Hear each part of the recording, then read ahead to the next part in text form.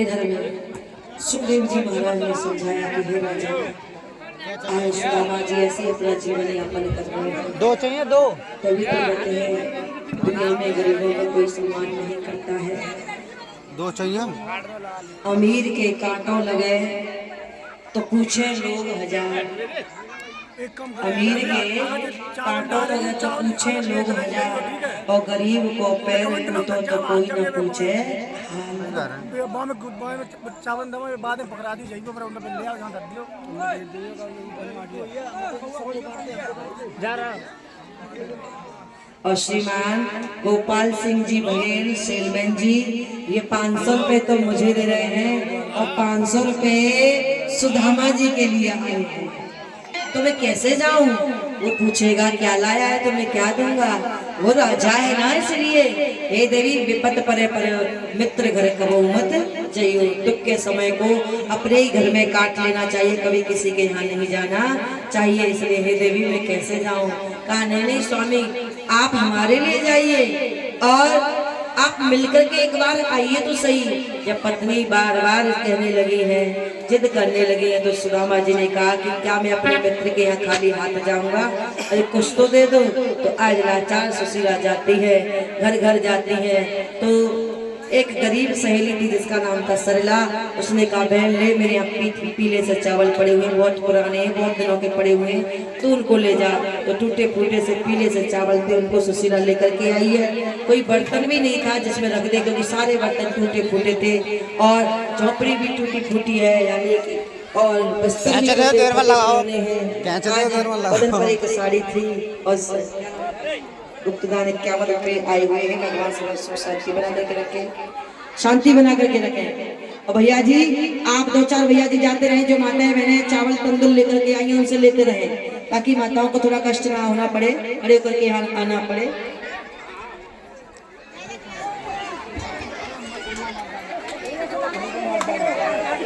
सुखदेव जी महाराज ने समझाया है कि हे इधर में पत्नी जब बार बार कहती है, तो पत्नी के बार बार कहने पर सुदामा आज अपने बचपन के मित्र कन्हैया से मिलने के लिए चले हैं।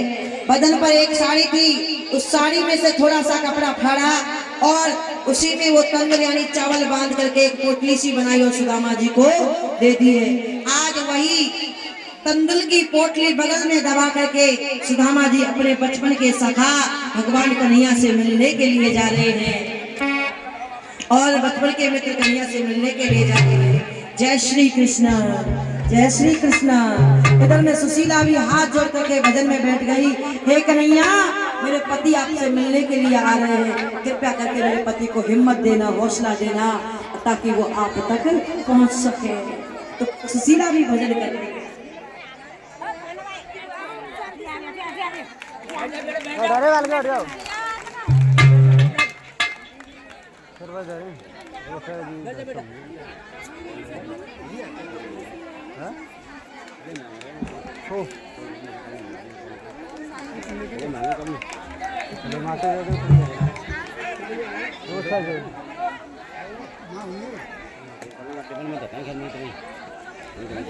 सहेल चाचन पे सहेल चाचन कर लांगे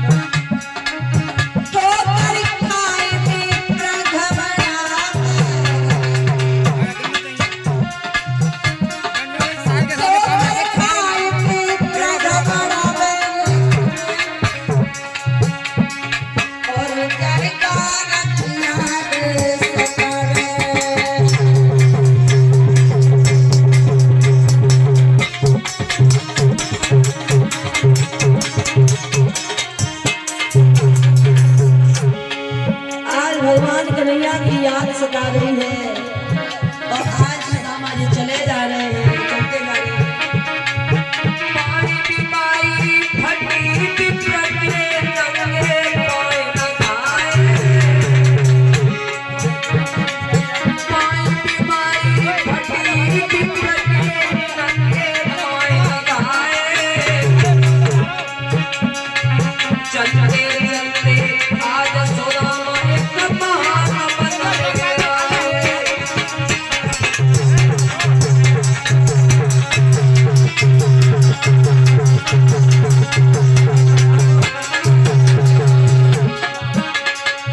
पेड़ तले गए बेटे सुदामा गोविंद के गुण गाए।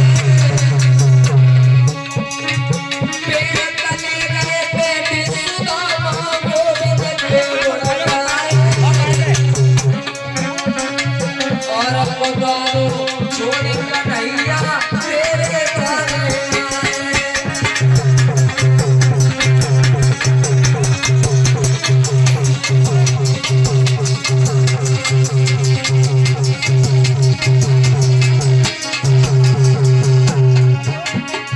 अब सुनने के बंसी वाले, अब सुनने बंसी वाले भी निकले लगारी। लाए हुए सम्मान कर कभी बहुत बुरी लाचारी। लाए हुए सम्मान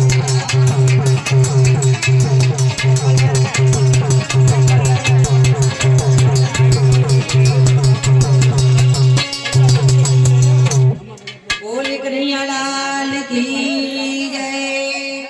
संतोष का बोल राधा रानी की जय।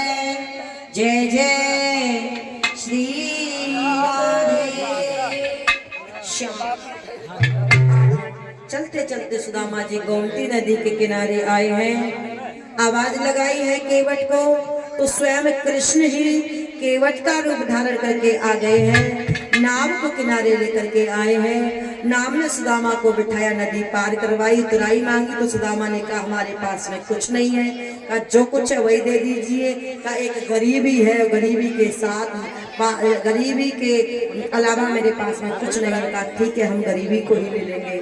सुखदेव जी ने बताया हे राजन, सुदामा की गरीबी को तो गोमती नदी के तट पर ही हर लिया था। फिर आगे बढ़े हैं, चलते जा रहे चलते जा रहे चलते जा रहे हैं। एक पेड़ की छाया मिली और पेड़ की छाया में जाकर के सुदामा जी आराम करने लगे और नींद आई और नींद आने के बाद में सो जाते हैं। और जैसे ही सुदामा जी सोए हैं तो क्या हुआ, भगवान ने देखा कि मेरा मित्र मुझसे मिलने के लिए आ रहा है, चलते चलते थक गया है। तो आज सोते हुए सुदामा जी को भगवान कन्हैया ने द्वारिका नगरी में पहुंचा दिया। द्वारिका नगरी के बाहर यानी जो दरवाजे बने थे उनके बाहर में पहुंचा दिया है। उसके बाद में सुदामा जी की जैसे ही आंखें खुली हैं, नींद से जागृत हुए हैं और खड़े होकर के देखा, अरे भैया ये मैं कहाँ गया? अरे इतने ऊंचे ऊंचे महल, अरे भैया इतने बड़े बड़े दरवाजे, ये मैं कहाँ गया है? ये मैं कहाँ गया? देखा द्वार पर दो द्वारपाल खड़े हुए हैं। सुदामा जी ने विचार के चलो द्वारपालों से पूछता हूँ ये कौन सी नगरी है, ये किसके महल बने हुए हैं, मैं कहाँ गया हूँ, चलो जानकारी लेता हूँ। तो आज सुदामा जी चलते आते हैं। वो चलते चलते सुदामा जी आज द्वार तक पहुँच जाते हैं। जब द्वार तक पहुँचे हैं तब द्वारपालों से कहा है, द्वारपालों ये कौन सी नगरी है? द्वारपालों ने कहा द्वारिका नगरी। ये भाषा थी अच्छा की। तब कहा नहीं द्वारिका नगरी है, ये थोड़ी हमारी भाषा है। अच्छा ये द्वारिका है ना? हाँ ये द्वारिका ही है। अच्छा भैया तो इस नगरी के राजा क्या कृष्ण कन्हैया हैं? कहा इस नगरी के राजा कृष्ण ही हैं। काहे द्वारपालो तो मैं उसी कृष्ण का मित्र हूँ, मेरा नाम है सुदामा। मैं बड़ी दूर दूर से चल करके आया हूँ, बड़ी आस लेकर के आया हूँ। ए द्वारपालो, जाओ ना, जा करके मेरे मित्र से कहो कि उसका बचपन का मित्र सुदामा उससे मिलने के लिए आया है। जाइए ना, एक बार मेरे मित्र से जाकर के कहिए ना। और बार बार रोकर के सुदामा जी कह रहे, द्वारपालों ने कहा नहीं नहीं, मैंने कहा से चले आते पता नहीं, देखो तो सही। और कहा हमारे राजा कन्हैया, कहा ये दीनहीन विप्रवर जिसके नंगे पैर फटी विवाहियां है, जिसका दुबला पतला शरीर में सिर पर कोई पगड़ी भी नहीं है, ये कहीं हमारे कन्हैया का मित्र हो सकता है? ये नहीं हो सकता, कहीं ऐसा तो नहीं ये बहाना बना करके अंदर महलों में जाना चाहता हो। इसलिए द्वारपाल उसको अंदर महलों में नहीं जाने दे रहे थे और कह रहे हैं भैया मुझे जाने दो ना।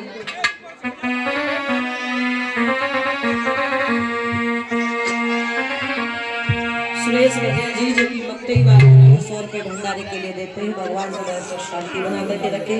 आप तालियां बजा करके इनका भी सम्मान करेंगे। और किस प्रकार से कह रहे हैं द्वारपालों से, बिने सहित विप्र से मिला चतुर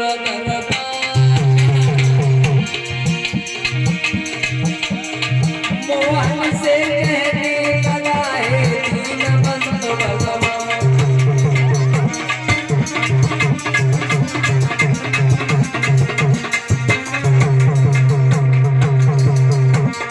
द्वारपाल भाग करके जब श्याम सुंदर के पास में गया है और भगवान से कहने लगा, प्रभु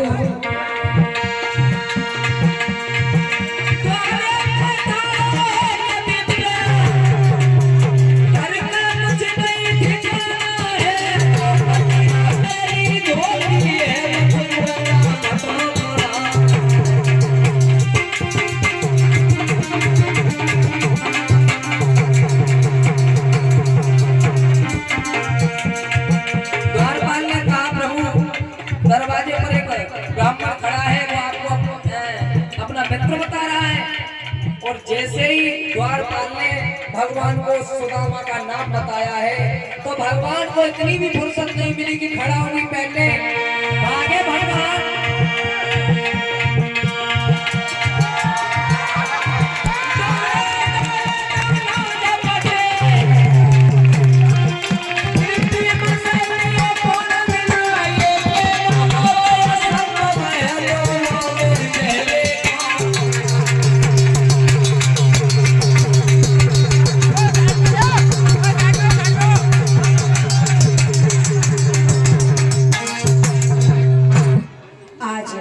जैसे सुदामा का नाम भगवान कन्हैया ने सुना है कि सुदामा आया है, एकदम से खड़े हुए, सुदामा, अरे मेरा सुदामा आ गया, सुदामा आ गया। पीताम्बर गिर पड़ा, इतनी फुर्सत नहीं मिली कि खड़ा होगी, पहले नंगे पैर ही दौड़ पड़े और जाकर के सुदामा को अपने गले से लगा लिया है। एक जीव और परमात्मा का यहाँ पर मिलन हुआ है, जीव और परमात्मा का यहाँ पर मिलन हुआ है। जीव है सुदामा और परमात्मा है मेरे भगवान का रूप। जब जीव के अंदर भाव होता है परमात्मा से मिलने का, जब जीव तरसता है परमात्मा से मिलने के लिए, तो भगवान गले से लगा लेते हैं और उसके सारे दुखों को दूर कर देते हैं।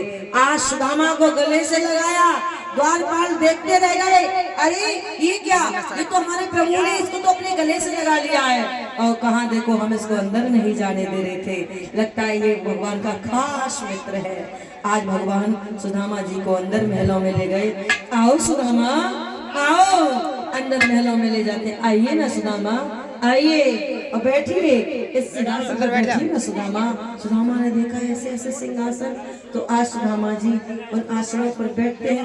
अरे ये क्या कर रहे सुदामा, ऐसे थोड़ी बैठते, खड़े हो जाइए सुदामा, ऐसे नहीं, अरे खड़े हो, आराम आराम से भैया, आराम से।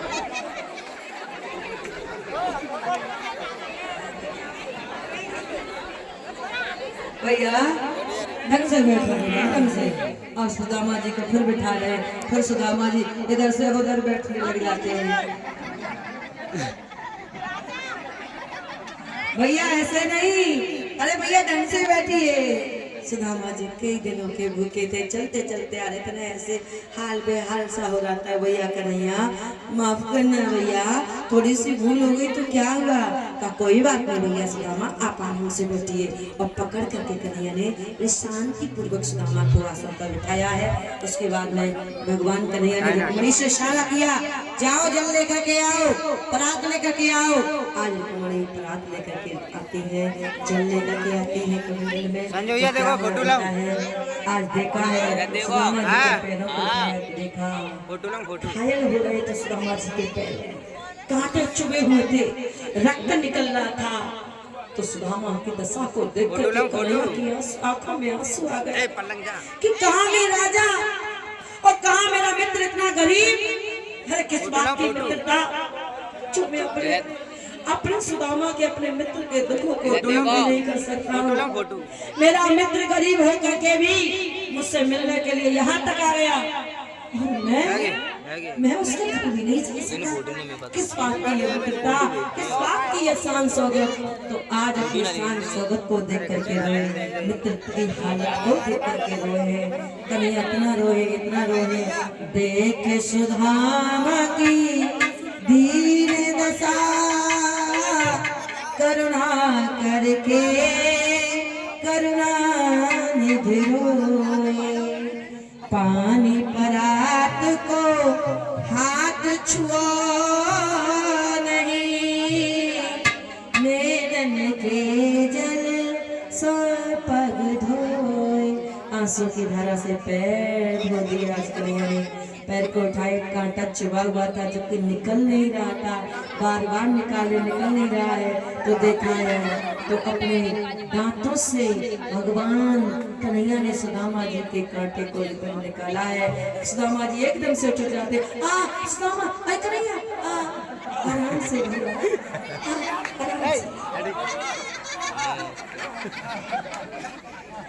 भैया, आराम से। सुदामा चिंता मत करो भैया।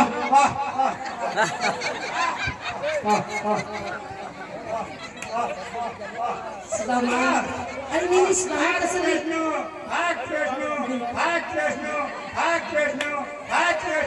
आज भगवान कन्हैया ने कांटा निकाल लिया है। उसके बाद में क्या हुआ है? कहा भैया आप कसम निभाइए, सुदामा कसम निभा दो, शांत हो जाइए। उसके बाद में क्या हुआ? चरण दो स्नान इत्यादि कराया, शुद्ध वस्त्र सुदामा जी को पहनाए हैं। कहा भैया तुम भूखे होंगे, सुदामा बड़ी दूर से चल कर के आए हैं। आज कन्हैया बराबर में बैठ जाते हैं, आकर के बैठ जाए। और कहा भैया तुम भूखे होंगे, हैं? बड़ी दूर से चल कर के आए हो, भूख लगी होगी। चलो भैया आज चलो भोजन तो बाद में कहीं तो सुदामा जी ने देखा पूरी मेरा मित्र इस द्वारका नगरी का राजा मुझे अपने हाथों से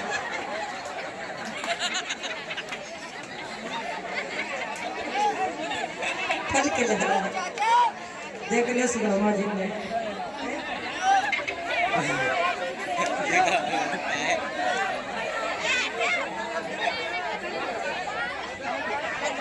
खिलाने लगे। भैया आराम आराम से, थोड़ी शांति बनाए रखें, सब्जी मंडी में बनाए कथा पाल को शांति बना आराम आराम से सुदामा, आराम से थोड़ा करके आराम आराम से।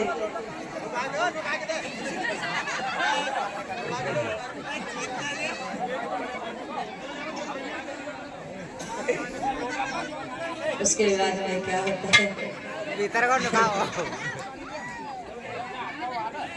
सुदामा जी ने भोजन किया। उसके बाद में भगवान कन्हैया कहते अब भैया बताओ तुम अपना हाल चाल अब पूछो। भैया सुदामा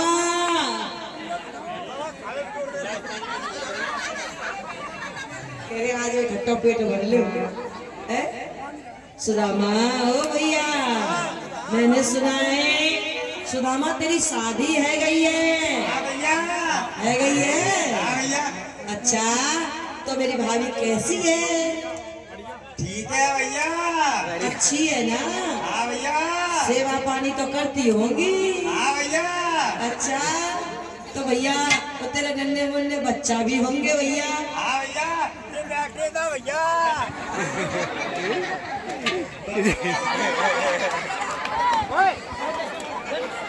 कह रहे सुदामा जी ऐसे ऐसे मेरे बच्चा है। अच्छा भैया, सुदामा जब सुदामा, हाँ भैया। अच्छा तो मेरी भाभी इतनी बढ़िया है, तेरी सेवा करे हैं तो भैया, भैया तो तेने मेरे बारे में बताई होगी भाभी है? हाँ भैया। अच्छा तो भाभी बताइए, तो फिर भाभी ने तो मैं कहा जी कार भेजो है तेरे संग में, कछु तो भेजो होगो? कछु ना भेजो भैया।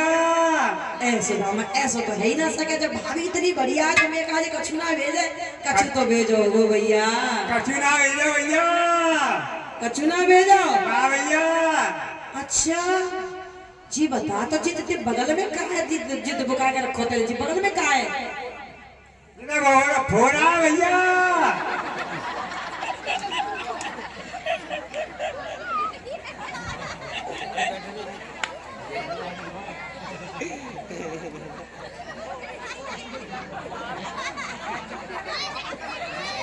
अच्छा भैया, वो तो मेरा भाई जी बोला है कछु ऐसा लगा कछु पोटली में कछु बंद रहो है ऐ सुदामा जी कहा भैया मैं बता तो सकता हूँ सुदामा फोड़ा भैया, फोड़ा। कछु ना लायो तेरी भाभी ना, कछु ना दे भैया। अच्छा हाँ, सुदामा जी सोच रहे हैं कैसे दूं, जाके घरवाली देख रही है कैसे दूं, क्या करूं? वो जियो सुदामा पूछ रहे हैं क्या करूं? तो भगवान कन्हैया खड़े हुए हैं और खड़े होने के बाद में भगवान कन्हैया पूछते हैं सुदामा दे भैया झूठ तो बोले मत, तू जल्दी से ना बता दे कहाँ भेजो है? कह रहा कि कछु ना भेजो, कछु ना कछु तो भेजो है। आज सुदामा जी चावल की पोटली तो इतनी बगल में दुकान है, कभी उतकी बगल में दुकान है, पूजा पता ना लग जाए।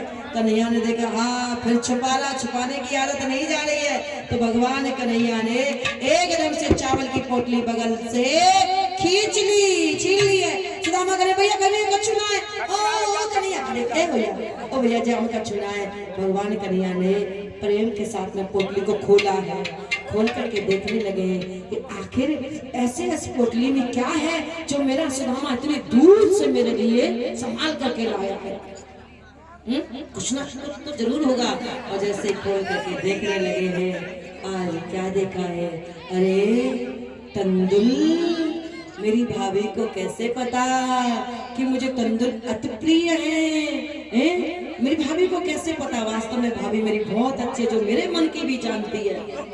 तो आज खोल करके देखा, तंदूर देखे तो पहली मुट्ठी भरी, देर नहीं लगाई कन्हैया ने, और पहली मुट्ठी भरी है। और जैसे ग्रहण की है तो पहला लोक सुदामा को दे दिया। मन ही मन में कहा सुदामा एक मुट्ठी तंदुल के बदले में तुझे एक लोक देता हूँ। दूसरी मुट्ठी भरी और जैसे ही ग्रहण की कहा इस दूसरी मुट्ठी तंदुल के बदले में तुझे दूसरा लोक देता हूँ। और तीसरी मुट्ठी भरी तो जा करके रुक्मणी देवी